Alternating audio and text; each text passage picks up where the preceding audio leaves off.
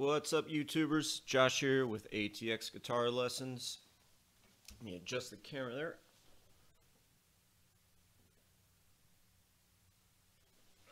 So this is going to be a lesson on how to use a capo. Some beginners may be confused as to what it does, and we can explain it in a very basic way, then we can talk about what it's actually doing. So essentially, if you learn a ton of open chords,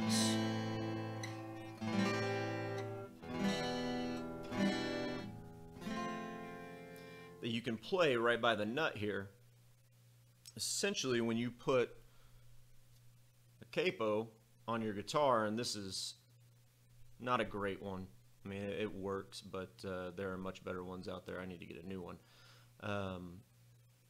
But anyways, you can take this capo and put it anywhere. So I'm just going to choose to put it on the 3rd fret there. Good placement for the capo. You don't want to have it too far back.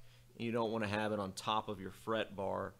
And it might be different for certain guitars, just depends on, or for different capos, just depends on how it lays on the strings, because they can take the guitar out of tune slightly, and that depends on the guitar too. A lot of factors involved. But anyways, put the capo on the 3rd fret, and then I can play all those same chords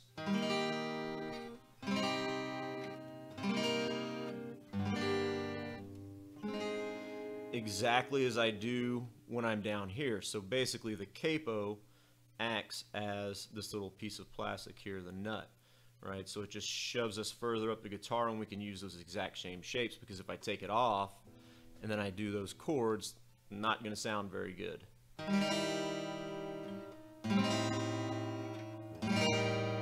Right, all the notes aren't matching up. So basically it allows you to take the shape. It's extending the concept of a bar chord. So like if I take a E major chord and I move everything up 1 fret, then when I bar, my finger is acting as that little piece of plastic now, and everything stays nicely in tune and working together well. So another way to think about using your capo, that's kind of a simple explanation, and I think 2 of the main reasons that people will use them, singer-songwriters or whoever it may be. One would be to, if you wrote a song, composed a song just with your open chords that you know, but the melody is hard for you to sing, then you can place the capo in different areas of the neck, and it changes the notes that you sing, and it might fit in your register better. Another one would be to change the key, which is a little bit more not too tough of a concept to understand, but a little bit more lengthy of an explanation. So basically, if I think about a chord progression in C major, so I'm going to play C major, E minor, and G major.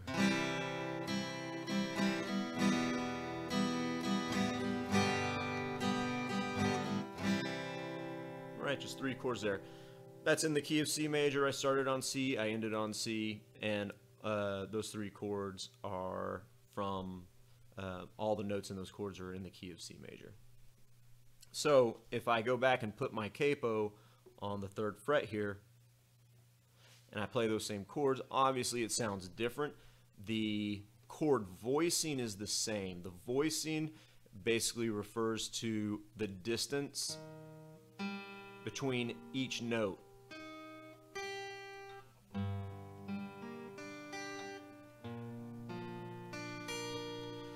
Right? But the chord sounds different. So we've changed the key. So just using this chord progression, the simple chord progression that I just played as an example, using my C major shape, this is now an E flat major chord. And then my E minor shape, this is now a G minor chord. And my G major shape, this is now a B flat major chord. Alright, so they're totally different from the original chords. Now we're just thinking of them in terms of shapes because our fingers know those. We have muscle memory with them. One way to think about that is to know where the root is, and there may be more than one. For instance, on this C major shape, I have a root on the 5th string and on the 2nd string. All right, so if I know where the roots are for my basic open shapes, then I can figure out, okay, well, if my root is on my 5th and 2nd string here, and that was C, if I play that same shape here, my root is still on the 5th and 2nd string, but they're different notes now, and I have to know what those notes are. This is an E flat, and this is an E flat, so that makes that an E flat major chord. Another way to think about it is chords will work exactly, if you're thinking root position chords, chords will work exactly the same as individual notes. For instance, I'm going to use C on the 2nd string here. Oh no, I'll use C on the 5th string. So there's C. If I go 1 fret up, that's C sharp. If I go 1 more fret, that's D. And if I go 1 more fret to the 6th fret, that's E flat, right? Or D sharp, but we would prefer to think of it as E flat.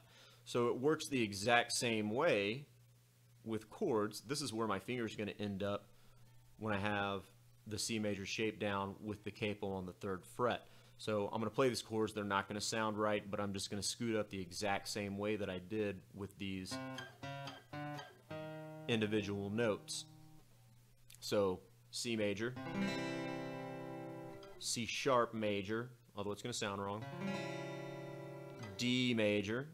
I'm just scooting everything up 1 fret at a time, and then E flat major. But to make it sound like a proper chord, put the capo on the 3rd fret, apply my C major shape.